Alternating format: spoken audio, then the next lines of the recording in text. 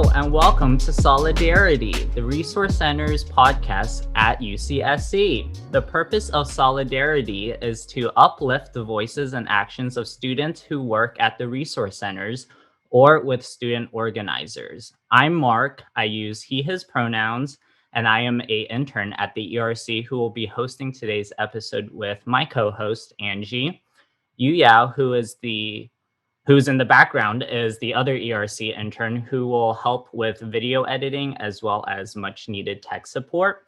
Please note that the opinions and views expressed in today's episode are of the individuals and do not necessarily reflect the views of the UCSC Resource Centers. Today's episode is titled Fetishization of Bodies.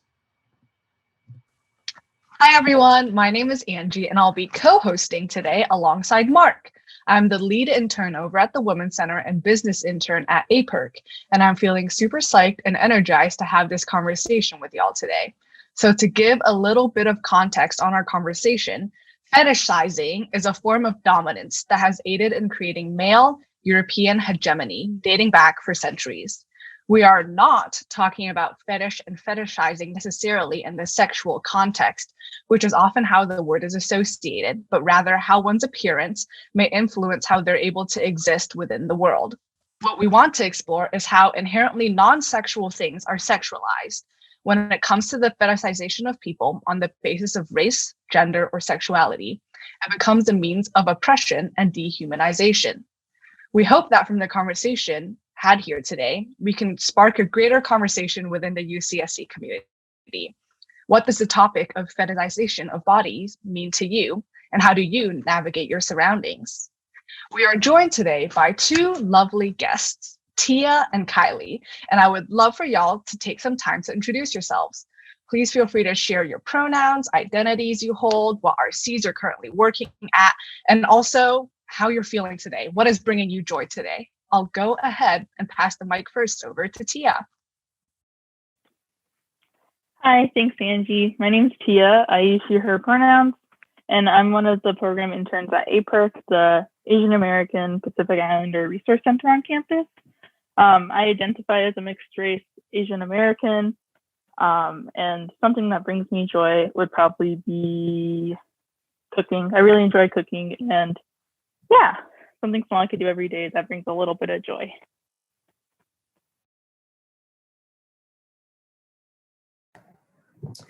Awesome. My name is Kylie. I go by she, her pronouns.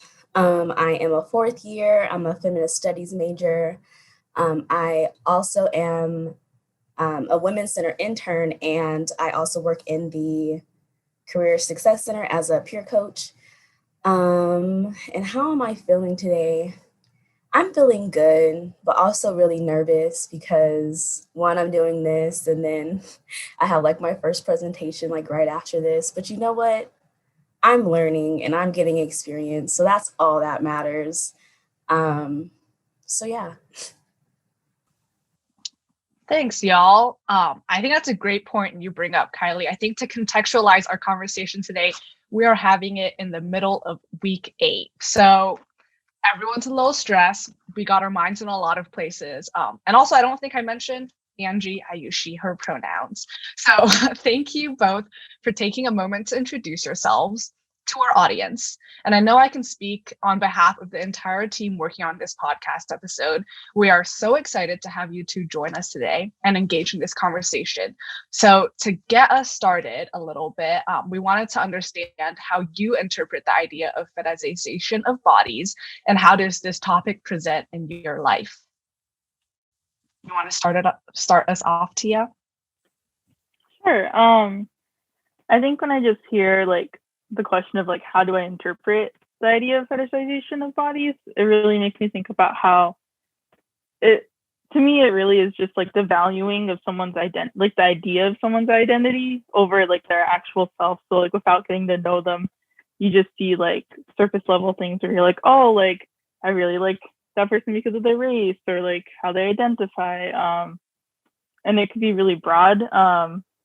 For example, like with my own experience, because I identify as like Asian American, like an Asian American woman, and mixed race, there's a lot of like fetishization of those two identities. So like growing up, something I've always been aware of, and also like a lot of my friends that are also choose to identify as Asian American women, we've been like told to be like careful of like yellow fever, which is kind of like the whole like, oh, like someone might be like only trying to like talk to you or like try to date you or like romantically be involved with you just because you are Asian, for like a number of reasons, and also like kind of builds off a lot of like racial stereotypes about Asian American women. And then like another thing is like being mixed race. There's a lot of people who see like mixed race people as like not only like the solution to racism, but like the idea that like you can breed the perfect person like by like mixed. It's like it's really like reducing, like you're not seeing these people as people. You're saying like, oh, well, I could breed, like I could get this trait I really want or like a different trait. So it's kind of just reducing a person to their like identities without really like recognizing the importance of those identities. Thanks, Tia. Really appreciate your insight. I'm going to bounce it over to you, Kylie. How does the idea of fetishization of bodies sit with you, and how do you see this topic present in your life? Yeah, when I was like looking at that question, like I just thought of like a lot of things that I guess can go into like fetishization of bodies, like people like at people's like body types, their skin types, like if they're able-bodied or anything. Those three like come in, like it's like really important for some people, or like how we're viewed. And like for me, it's like what I have dealt with like my entire life is just like my body type, like how I'm viewed. I am like a very thick person, you know, like the way my the way my body type is, it's like probably like presumptuous, you know. And like ever since I was like younger, like, and this has been a problem that it needs to be solved, but like I'm just like existing, and my mom or like my aunt is just like, don't walk like that, like stop swishing your hips. And I'm like, girl, I'm not, like this is just me. And I remember when I got my first job, I would just wear like, I swear, just normal stuff. And I remember a white coworker of mine was just like, girl, like, why are you dressing like so sexy? And I'm just like, I'm not, like, this is just like, sorry that when I put on something, like my body takes a form to it. And like, one, that's just been always like a self-conscious thing for me, because I'm just like, I'm not trying to come off like, I don't want people thinking I'm like, oh, like I'm trying to like look a certain way, but like, no, like that's just like my body type. Like I know it's not like, you know, the ideal or like the normal body type, but I can't hide what I have, you know. How do your identities affect the way you navigate? Because I feel like Kylie was kind of touching upon that, but how do they, or how do you navigate being fetishized? I'm still learning, honestly, because like just besides like this topic, like I'm just like still learning how to be a person and like be my own individual like in life.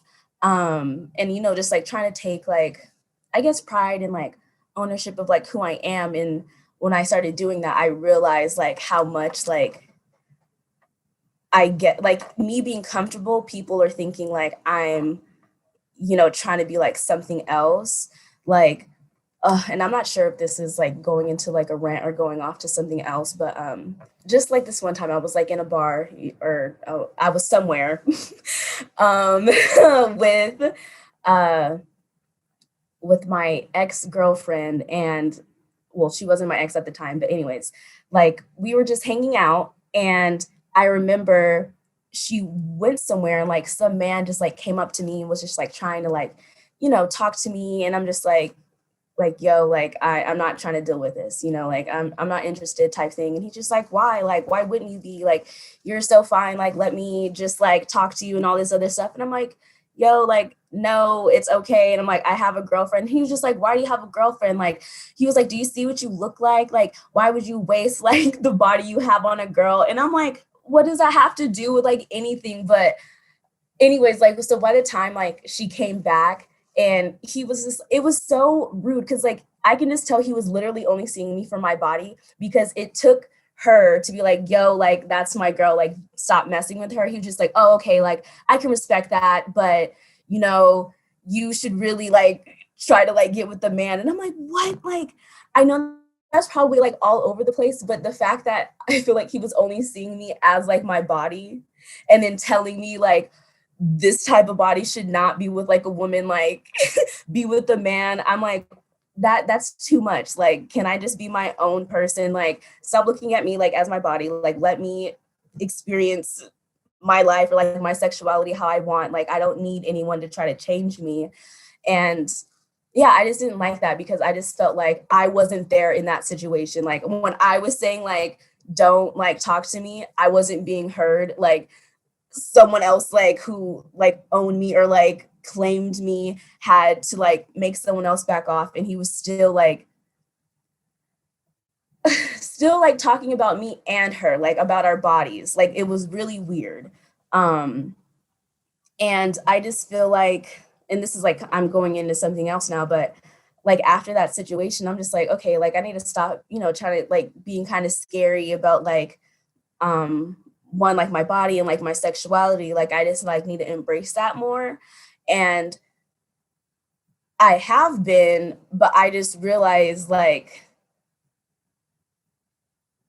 just for example, like I'll just wear like some biker shorts and I'm just walking my dog, and like the attention I like bring is like ridiculous. Like, I'm going to the trash. Like, I don't need you like catcalling me. Like, so it's like I have to always think about certain things I wear, and like I don't think I should have to do that, because like I'm just like, okay, do I want to wear this and like have someone kind of catcall me or just like bring attention to myself, or should I just be like F it? But I just think it's just so irritating, you know. I'm kind of having like a brain freeze, so I'm just gonna pass it on over to like Tia. But you know, if we If come I up could, with something else. if I could just add something, first off, that like fucking sucks that you had to like go through that in the first place, or just having to second guess like what I have to wear, because as a society, the whole narrative of like victim blaming is such an issue out there. And like it sounds weird because like I'm a cis male saying this, so like I feel a bit, you know, but still, that's really freaking shitty. Anyways, Tia. Yeah, actually, your story just reminded me of like I used to work at a summer camp, and one of my coworkers, she was like super tall, so like proportional, like of course if you're tall you're gonna have long legs typically, or not always, but like a lot of times. So it was my coworker, she had like longer legs and she was wearing shorts that like they were like reasonable. It's like, you know, when you're in high school and they say like, oh, you have to have your hands like down to your like your size, and it has to like, I don't know, I guess schools are different, but it was basically like her legs, her shorts covered like a decent amount of leg. It was just because like she was taller, like someone complained and said that she was wearing shorts that were too short, and like therefore it wasn't appropriate for like working with kids. And like I just remember thinking how kind of like ridiculous it is, just because like there was like another coworker who wore like shorts around like the same length, but because they were shorter it didn't seem as like dramatic on them, and like nobody said anything to them. So it's kind of like a double standard where it's like it's okay to comment on some people's bodies but not all. Not that like you should be commenting on everyone's bodies, but I don't know, your story just made me think about that. But anyways, when I first heard the story, or not story, the question, because like I'm a CRES, one of my majors is CRES, so I think about race a lot in my life. So like I think about my racial identity a lot, just because it's been really like big in my life and trying to figure out who I am. So I think because like I'm aware of like the fetishization of like my more prominent like identities, it causes me to like overthink of how people perceive me. So like I've had like a lot of experiences with like racial imposter syndrome, where I just feel like I worry that people don't like think I can count as like an Asian American, or like especially since like I mean, I guess if you're listening to this, you can't really see what I look like, but if you like are watching this, like you can tell I'm very like white passing. So it's always caused me to be like very like paranoid about whether I could fit into like being Asian, but then also like there's an extreme where I worry that like for those who do know I'm Asian, they kind of like they value me differently. Like either like there's one time in high school where I started like kind of talking to someone, and because they were into anime, I was like, what if they're only like kind of talking to me because they know that I'm Asian? And like it's like I overthink things a lot, and it's like this person I'm sure like did not have that intention. They were a very nice person, but like I began to overthink this. And then like there's also been other experiences where because I'm like a white passing like POC, like I kind of worry like maybe some white people see me as like a watered down Asian that they could like easily tolerate because like they can like still be like, wow, I'm so like diverse. I have friends that are like super diverse, like go me. But then like because like I am like, I don't know, I guess they kind of forget about that at some points, and they still say like super racist stuff that they probably wouldn't filter themselves as much with if they were with someone that like clearly looks like a person of color. So like it's kind of like a form of fetishization just because I like become a token to that sense. Sweet. Y'all's story reminded me of something that I also wanted to share. Just the idea of having to overcompensate for you just existing because you look a certain way or other people can perceive you a certain way reminded me of this is like back in February when COVID was in the States, but it was before we had any crazy lockdowns. I was in Safeway buying groceries, and I remember it took me a really long time to verbalize this out loud because just like outright racism isn't something I faced every single day. I feel lucky to be in generally pretty liberal areas where I don't get like just outright called racial slurs while walking on the street. But it was like right when COVID hit and I was walking around in Safeway and I don't even remember what this guy said. I just like passed him in the granola aisle and he just went on like a quick 30-second rant about how I'm a chink and we are the reason why XYZ. And instead of like feeling furious, I remember my immediate response was just like to freeze. And I didn't say anything back. And so for the whole day after, I wasn't mad at the guy who said these statements, but I was really mad at myself for not responding, for not turning back and like going off, because I'm like, shoot, I'm feeding into the stereotype that Asian people, Asian women are submissive and they don't stand up and they're an okay target to bully, to say racist things against. But not until kind of hearing the conversation now, and it's something that I still like have to get through all the time. Like, why am I putting the blame on myself? I was just existing. I was just trying to buy some granola. There was no correct way for me to respond to a situation that I don't expect. And so it's interesting how like, yes, this happens outside of my own body, but also I also have perceptions of how I need to react, how I need to overcompensate through my actions because I present in a certain way. So throwing that story out there too. Thank you both for engaging so well in that question and just really sharing experiences and stories. Appreciate you both for that. Speaking for myself and my own identities, I know that I've leaned on the resource center space a lot to just exist as I am. So the question is, in what ways have y'all leaned on the resource centers, the centers that you're at, or centers that you are a part of outside of work, to find a brave space to exist? Angie's story kind of like reminded me of why I first applied for APERC. Just because like I've spent most of my life, especially like while at college, not feeling like I could call myself Asian American. So like before like shit really hit the fan in like the like area with COVID, like my former roommates and I, we wanted to go to just like have one last dinner together before like we all had to go our separate ways.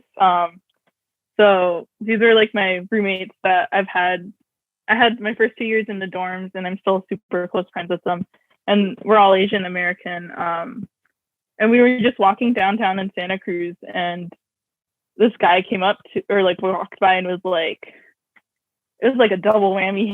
He was like, oh, I would risk corona to kiss or like get with you sort of thing. And it was just like, it was disgusting on so many levels, but like it was kind of like the first time, like I know it wasn't directed at me because I was with two people who were like clearly Chinese American, but like it was like the first time I really had to experience I guess kind of being like racially targeted, just because I've always heard experiences just from like my family or friends about like this kind of stuff, but like because like the average person wouldn't like reads me as white, like I don't really experience that on my own. So like I think after that I started really thinking about like, I don't know, it just made me think about my identity and like made me want to like I felt like I needed to do more to help my community and like strengthen my like identity and feel like I could actually identify as Asian American, just because like I've had people straight up tell me that I can't call myself Chinese or Asian just because I am mixed, or like I don't look Asian enough, I don't speak Cantonese like more than the amount that you need to play mahjong sort of thing. So like those experiences kind of like pushed me to apply to APERC, and like I've really enjoyed working at APERC just because it's been a really welcoming community where like nobody like questioned whether I belong. And like I've had a lot of people where I share like these experiences where like I feel like I could, like in the past I never felt like I could like straight up say like, oh, I'm Asian American without someone like trying to like I guess give me backlash, or like I had to like prove myself, because like for the longest time I'd always have like a photo of my mom and be like, see, like I swear I'm not lying, like I would try to prove it, which like really like annoys me now and like makes me cringe that I felt the need to do that. But APERC really helped me like feel more confident and like been like learn more about the community, just because like I am like a third generation Chinese American, so I don't have like a ton of ties to my culture, just because like I am a product of like assimilation, where like my grandma was told like, oh, like you need to you can't teach your like children any Chinese, you need to like get them to assimilate to the white culture so they could be successful in the country. So like yeah, basically like APERC, like interning at APERC has been a really like useful and valuable experience for me to like feel like I'm hopefully helping someone else that feels that way, but then also like help myself. Yeah, just going off what Tia said, like I felt that because just like in my life, just being a Black person, I just felt like I've always had to like prove myself that I'm not like dumb or lazy. So I mean, like overall I love what I do, but I realized like when I first went to my community college, I was like, I need to be a part of everything, because like I need my resume to like look a certain way so people know like I'm, like don't play with me, like I know what I'm doing. And even though I love being part of like all the clubs, like I was part of student government, like I was the president of Black Student Union.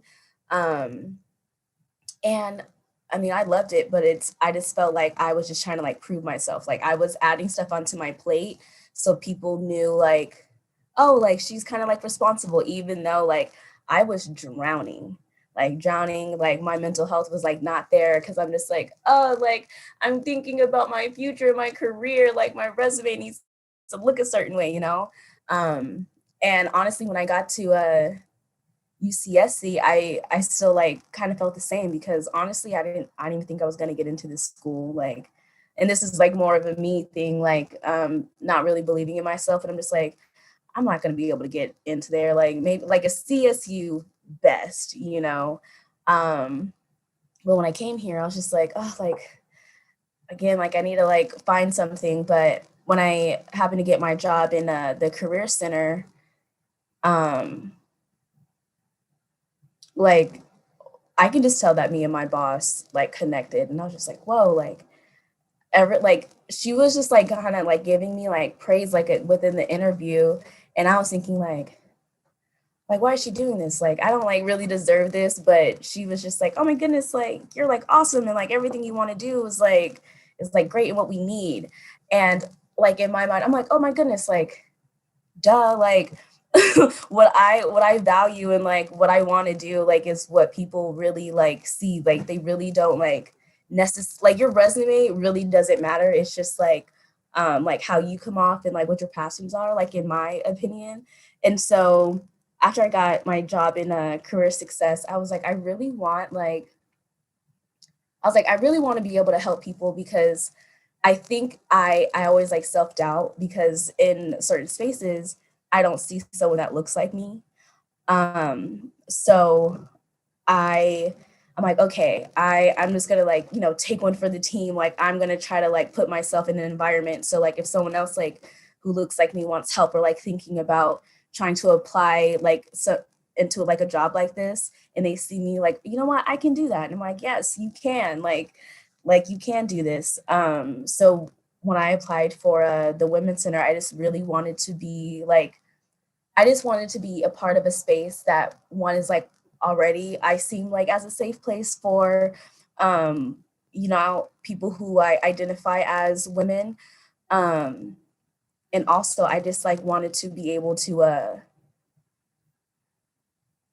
just like be able to, even though we're online, just like be able to make a safe place for Black queer women because I just know for me like that is just something I needed like honestly maybe my whole life, but just like straight out of like high school, like going into college, like that was just something I needed. So I'm like, I want to be able to be in a space where we already like love and appreciate each other and just make that space even more.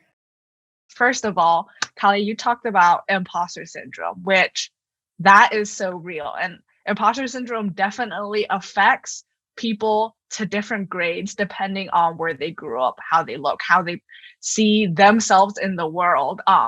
And just kind of connecting a point that both of y'all mentioned, Tia, you talked about never feeling like you were Asian enough to call yourself Asian American. Yet when you heard someone, I don't remember the direct comment that was made to you and your roommates, you still have that visceral gut reaction, right?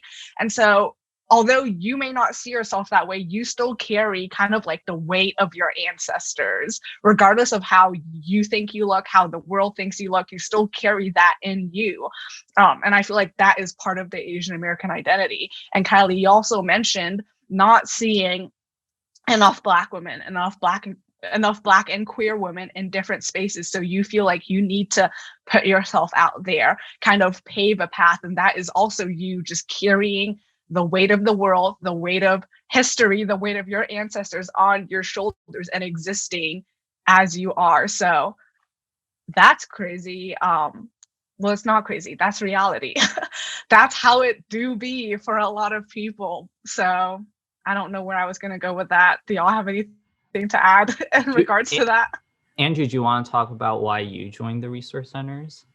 Sure. Maybe connect it to yourself a bit. Just Yeah. So actually I've been at the Women's Center for 2 years now, but I only came to APERC this previous year.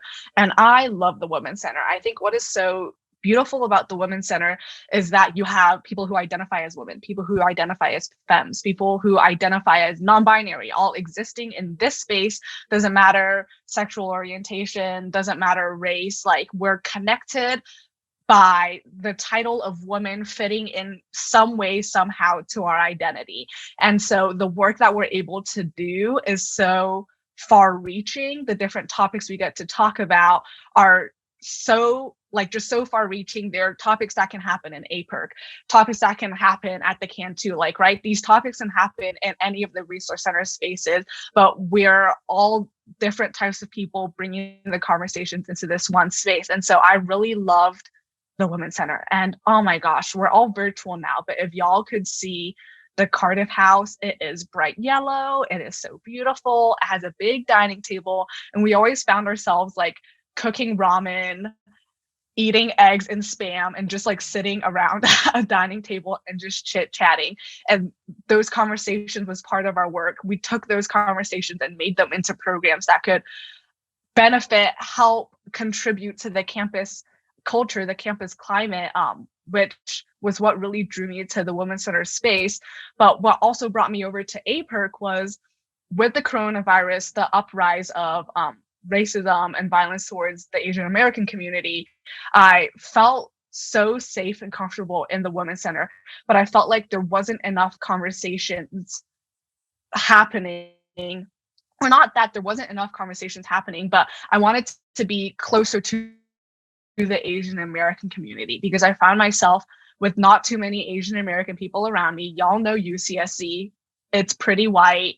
I wasn't surrounded by a lot of people of color. I'm like, shoot, I'm having a lot of internal conflict, having a lot of thoughts, feeling like just like I'm struggling to move through the world. And so I connected with Jamie, who is currently an APERC intern as well, and then Cami, who graduated last year, but she was at APERC. And I think we sat for like 2 hours or 3 hours after a Women's Center event once and just talked about like, how are you doing? What's good?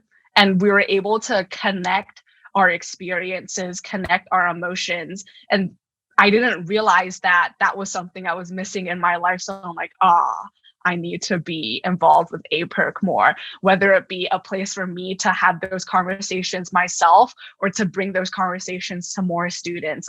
That was something that really, really helped me navigate a time that I was having trouble with. And so bless up APERC. I wanted to kind of contribute to that and continue the conversation. And that is what brought me to this space. So I actually recently joined the Ethnic Resource Centers just this quarter, but I guess I share some like similar identities with both Kylie and Tia, where I like Kylie, I am also you didn't transfer recently, but I transferred recently from community. And so coming from that atmosphere or that environment, there is a lot of self-doubt going into it. Like at first I was like, I don't know if I'm UC material per se. Like CSU is good for me, but I think it was my first semester of community. I had this one accounting professor that was like, no, you deserve better. And that was pretty nice. But to connect with Tia's example from earlier, so I don't know if y'all know, but I'm siblings with Angie. So we both kind of grew up in a very like white predominant neighborhood. So that kind of followed me all the way through till like Santa Cruz, because I'm an econ major. So like part of like UCSC is already pretty white, but like the major itself is also very white. So it's hard to find community, especially with everything being online too. And like finding individuals that have a shared community with myself. So I think I was talking to Angie one time where I'm like, I really want to meet people that are like myself, but there are so many like different resource centers. I don't know how to, pick and choose on which ones I should go talk to. So she's like, well, there's an opening for the ERC and they kind of work with everyone. So that should work out. So here I am. But yeah, I'm having a great time so far. I've met amazing people and I'm here for a bit longer. So I look forward to having a lot more conversations with not just people from the APERC or Women's Center, but all centers. So yeah. Yeah, and I think just talking back to like when we could all be in person, Desiree, who is in the background of this call, Desiree, you know what I'm talking about, but the ERC space was so nice. So all of the ethnic resource centers were in one space. The Cantu is in their own space. The Women's Center is in their own space, but the ERC, we all got to share this one space. And I technically didn't work in the ERC pre-COVID, but I just always went there to chat with people, to like volunteer myself to take up more tasks. But it was such a nice space and community to be in, because you could just chat with people. You knew they were like-minded. You knew this was like a brave, safe space you could exist in. You knew you could bring your troubles, your whole self into this space, and that you wouldn't feel uncomfortable. You wouldn't feel ousted or anything. So I definitely miss that. One day, hopefully we can all be together again. But I'm excited that we can still continue our work, even though we are all virtual. And just like that, we have come to an end of our conversation. I just want to extend a thank you to Tia and Kylie for joining us in our conversation today, as well as a thank you to Desiree, Yuyao, Cameron, Abby, and Kaz for all of the back end, behind the camera, behind the scenes work that they've been doing for the past, oh gosh, we're in week 8. So 8 weeks, 9 weeks.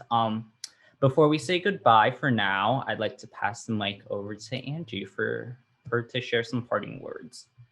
Yes, thank you, Mark.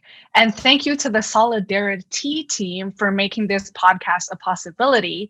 This podcast was in collaboration with the Womxn Center's Sister Solidarity program.